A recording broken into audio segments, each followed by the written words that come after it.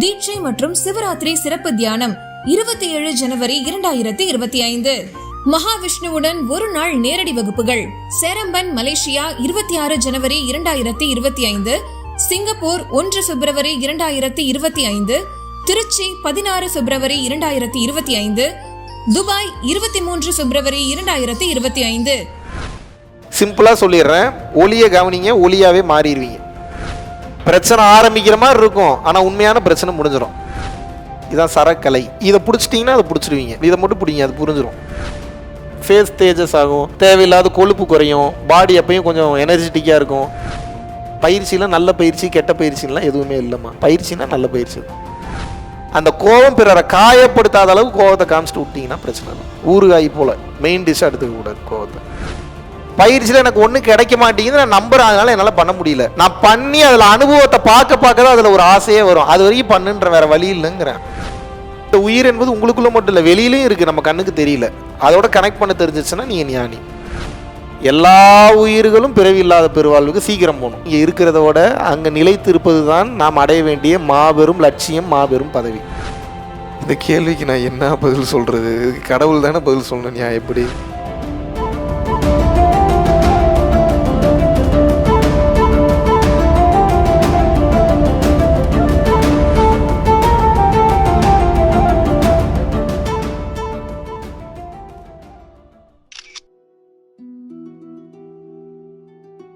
சிம்பிளாக சொல்லிடுறேன், வாசினா மூச்சை ஏற்றி ஏற்றி இறக்கணும். இதுக்கு நீங்கள் மூச்சை ஏற்றி இறக்க தேவையில்ல. ஒளிய கவனிங்க, ஒளியாவே மாறிடுவீங்க.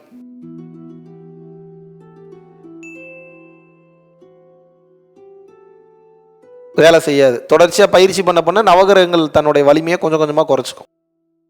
அதிகமான வலி வேதனையும் இருக்காது.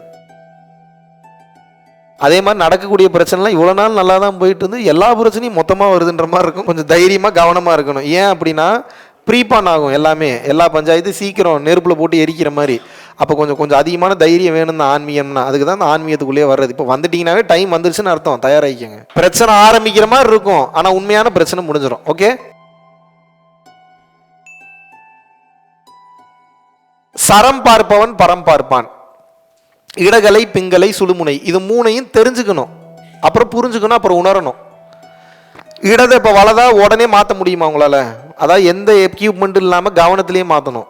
கை காலெலாம் திருப்பக்கூடாது. ஃப்ராக்ஷன் ஆஃப் செகண்ட்ஸில் பண்ண கற்றுக்கணும். அந்த இதுக்கு ப்ராக்டிஸ் பண்ண கற்றுக்கணும். கற்றுக்கிட்டிங்கன்னா எல்லாமே புரிஞ்சிடும்.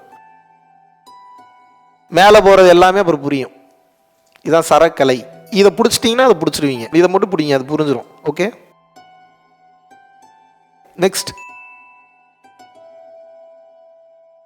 சேஞ்ச்னா டுவார்ட்ஸ் த குட் தான் இருக்கும், டுவார்ட்ஸ் த பேட் வந்து இருக்கவே இருக்காது. ஃபேஸ் தேஜஸ் ஆகும், தேவையில்லாத கொழுப்பு குறையும், பாடி எப்பயும் கொஞ்சம் எனர்ஜெட்டிக்காக இருக்கும், தூக்கம் வராது, ஆனால் டயர்டாக இருக்காது. வேற ஒரு நிலைகளுக்கெல்லாம் அப்போ தான் போவீங்க, உங்களால் போக முடியும். அதெல்லாம் ரொம்ப லேட்டாகும். நீங்கள் ரெகுலராக பயிற்சி பண்ணுங்கள். இப்போ பயிற்சி பண்ணி ஒருத்தவங்களுக்கு கேன்சர் கியூர் ஆகிருக்கு தெரியுமா உங்களுக்கு? நம்ம பயிற்சி பண்ணி எந்த பயிற்சி செய்தாலும் உடலில் உஷ்ணம் உற்பத்தியாகும்.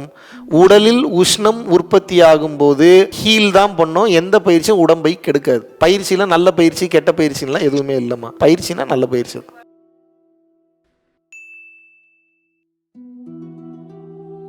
கோபம் ரொம்ப அதிகமாக வரத்தான் செய்யும். ஏன்னா டக்குன்னு உண்மை புரிஞ்சிடும். பொய் பேசினானா கண்டுபிடிச்சிரும். உணர்வு ரொம்ப சீக்கிரம் சென்ஸ் ஆகும். ஏதாவது ஓவராக பேசுறான்னு எதுக்கு இவ்வளோ நேரம் பேசிகிட்டு இருக்கேன்? அப்போ என்னன்னா அவனை பொறுத்த வரைக்கும் அவன் இன்னும் 1.5 பக்கத்துக்கு டைலாக் பேசணும். உங்களுக்கு இப்படி ஆரம்பிக்கும் போதே இது பேசி பிரயோஜனமே இல்லையே, அப்போ ஒரு இன்ட்ரெஸ்ட் காட்ட பிடிக்காது. இப்போ டக்குன்னு கோவம் வரும், டக்குன்னு ரியாக்ட் பண்ணணும்னு தோணும். இப்போ தான் ரொம்ப கவனமாக இருக்கணும். பேசி தோலன்னு பேசாமல் உட்காந்து கேட்டுக்கோங்க. இந்த அறிவு நிலை அதிகமாக இதனால தான் அந்த மகான்களால் இவங்களோட சேர்ந்து வாழ முடியல. ஏன் புரிஞ்சே தொலையாது, என்னத்தை தான் பேசுறது இவங்ககிட்டன்னு சொல்லி சீக்கிரம் அந்த நிலைக்கு போயிட்டாங்க. இப்போ நீங்கள் கொஞ்சம் அந்த நிலையை நோக்கி போயிட்டு இருக்கிறதுனால பெருசாக கண்டுக்காதீங்க. பட் கோவத்தை கண்ட்ரோல் பண்ணணும். அந்த கோவம் பிறரை காயப்படுத்தாத அளவுக்கு கோவத்தை காமிச்சிட்டு விட்டீங்கன்னா பிரச்சனை இல்லை. ஊறுகாய் போல மெயின் டிஷ்ஷாக எடுத்துக்க கூடாது கோவத்தை. ஓப்பன் ஸ்பேஸில் பண்ணலாம், ரூம்லையும் பண்ணலாம். உங்களுக்கு எது பெஸ்ட்டாக இருக்கோ பண்ணுங்க. பெஸ்ட் அப்படின்னா எது அப்படின்னா, நீங்கள் வந்து காற்றே வராத இடத்துல உட்காந்து தான் பயிற்சி பண்ணணும். ஆனால் அது நம்மளால் முடியாது. ஆக்சிஜனுக்கு இன்னும் நம்ம பழக்கப்படலை. ஸோ இப்போதைக்கு எங்கே உட்காந்து பண்ணிங்கனாலும் ஓகே தான். சிற்சபைன்றது அவங்களோட உள்நாக்கு தொங்கக்கூடிய அந்த பகுதி, அந்த மேல் பகுதி. உள்நாக்கு தொங்கக்கூடிய அந்த மேல் பகுதிக்கு பேர் என்ன? சிற்சபை. நெக்ஸ்ட்,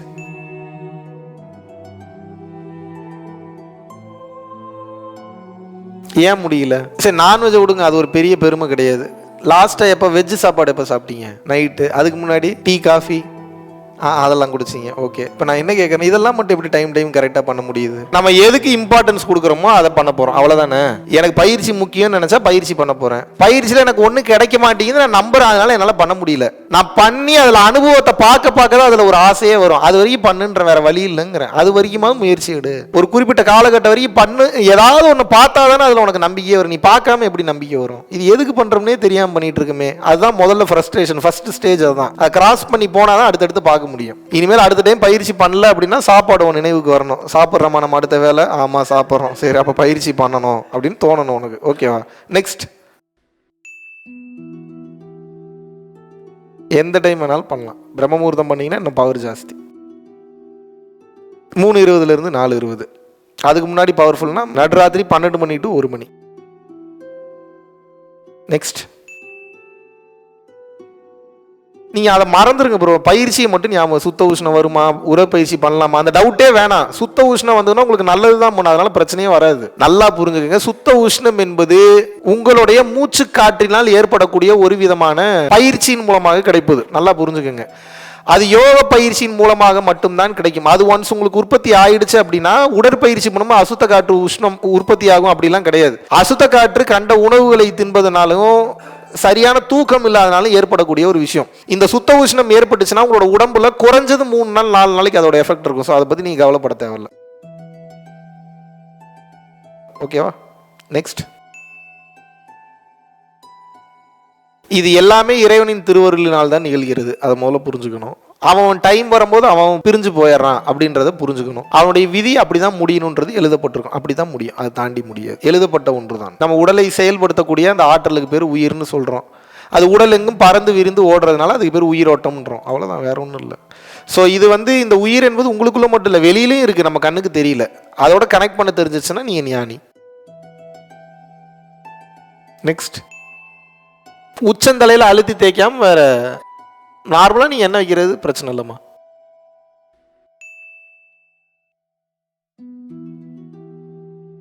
அவருக்கு வேற வேலையே இல்லையான்னு கேட்குறீங்க. புதுசாக ஒரு வேலையும் செய்ய மாட்டாரா? பழைய வேலையை தான் செய்கிறாரா? இந்த கேள்விக்கு நான் என்ன பதில் சொல்கிறது? கடவுள் தானே பதில் சொல்லணும். நான் எப்படி? அம்மா நல்லா புரிஞ்சுக்குங்க. நிறைவு பெற்ற ஆன்மா இறைவன்கிட்ட போயிடுச்சு. நிறைவு பெறாத ஆன்மா இன்னும் இங்கே சுற்றிக்கிட்டு இருக்கு. அதுக்கேன்னு உடல் நிறைய தேவைப்படுது. நிறைவு பெறாத எண்டுது. இப்போ நீங்கள் கேட்கலாம், ஏங்க இப்போ எல்லாருமே இப்போ முக்தி போயிட்டாங்கன்னா இப்போ பூமியில் யாருங்க இருப்பான்? கேள்வி நல்ல கேள்வி தான். இது நாளைக்கு நடக்குமான்னு கேட்குறேன் நான். பல வருடமாக பல ஜென்மமாக நடந்துகிட்டு இருக்கு. இதுக்கு நீங்கள் ஃபீல் பண்ணி ஒன்றுமே பண்ண முடியாது. இறைவன்ட்ட பிரார்த்தனை வேணால் பண்ணலாம், இந்த உயிர்களுக்கு அடுத்த டைம் சீக்கிரம் பிறவில்லா பெருவாழ்வை கொடுங்கன்னு சொல்லி நம்மளால் மேக்ஸிமம் பண்ண முடிஞ்சது அவ்வளோதான் பண்ணணும். நான் எந்த கோயிலுக்கு போனாலும் இப்போயுமே நான் அதை தான் வேண்டுறேன். எல்லா உயிர்களும் பிறவி இல்லாத பெருவாழ்வுக்கு சீக்கிரம் போகணும். உங்கள் பார்வையில் என்ன தெரியும்? எல்லாரையும் கொல்றதுக்கு எவ்வளோ சீக்கிரம் பிளான் போடுறான் பாருன்னு உங்களுக்கு தெரியும். நான் என்ன சொல்கிறேன் அப்படின்னா, இது அப்படி இல்லை, இது உங்களுக்கு புரியாது. இங்கே இருக்கிறத விட அங்கே நிலைத்து இருப்பது தான் நாம் அடைய வேண்டிய மாபெரும் லட்சியம், மாபெரும் பதவி. கிளியர்?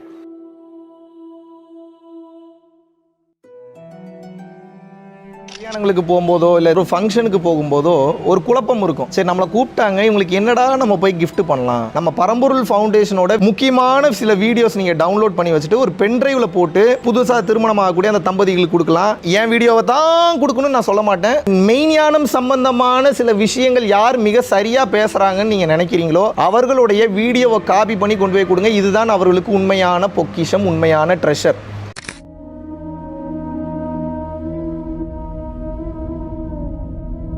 பரம்பொருளின் கருணையினால உங்களுடைய இடைவிடாத அன்னதானத்திற்கு நீங்கள் அனுப்பப்பட்ட பணத்தின் மூலியமாக பல லட்சம் உயிர்களுக்கு இது நாள் வரைக்கும் சாப்பாடு கொடுத்துருக்கோம். ஸோ கொரோனாலேருந்து ஆரம்பித்து ஒரு நாள் கூட விடாமல் பல உயிர்களுக்கு வஸ்திர தானங்களாக இருக்கட்டும், படிக்க முடியாதவங்களுக்கு கல்வித்தொகை கட்ட முடிய விஷயங்களாக இருக்கட்டும், இல்லை ஸ்போர்ட்ஸ் ரீதியாக விளையாடக்கூடிய நல்ல மாணவர்களை அனுப்பி வைக்கக்கூடிய விஷயங்களாக இருக்கட்டும், அதை தொடர்ந்து பார்த்தீங்கன்னா ரெகுலராக மந்த்லி பேசிஸில் ஏழை குழந்தைகளுக்கு க்ரோசரிஸ் கொடுக்கறதாக இருக்கட்டும், இல்லை அவங்களுக்கு பார்த்தீங்கன்னா சேம் அவங்க விருப்பப்படுறவங்களுக்கு வீட்டு துணிமணிகள், வீட்டுக்கு தேவைப்படக்கூடிய மற்ற பொருட்கள் வாங்கி கொடுக்கறதாக இருக்கட்டும், எல்லா உதவிகளும் பார்த்தீங்கன்னா உங்களோட உதவினால தான் போயிட்டு இருக்கு. சாது சிதம்பர சுவாமிகள் வளநாட்டார் ஒரு வார்த்தை சொல்லுவார், பசித்தோர் முகம்பார் பரம்பொருள் அருள் கிட்டும் அப்படின்னு சொல்லுவார். வள்ளல் பெருமானும் ஜீவகாருண்யம் உள்ள சம்சாரிகளுக்கு எப்பேற்பட்ட சூழ்நிலையிலும் பார்த்தீங்கன்னா அவங்களோட லாபம் தடைபடாது, தொழில் பிரச்சனைகள் வந்து நிவர்த்தியாகும். அதை தொடர்ந்து வந்து வாழ்க்கையில குடும்ப பிரச்சனைகள் விலகும். அதுபோக குழந்தை சம்பந்தமான பிரச்சனைகள் எதுவாக இருந்தாலும் வந்து இந்த அன்னதானத்திற்காக நீங்கள் செய்யக்கூடிய ஒவ்வொரு ரூபாயும் அது வந்து உங்களுக்கு நிச்சயமாக புண்ணியமாக வந்து சேரும்.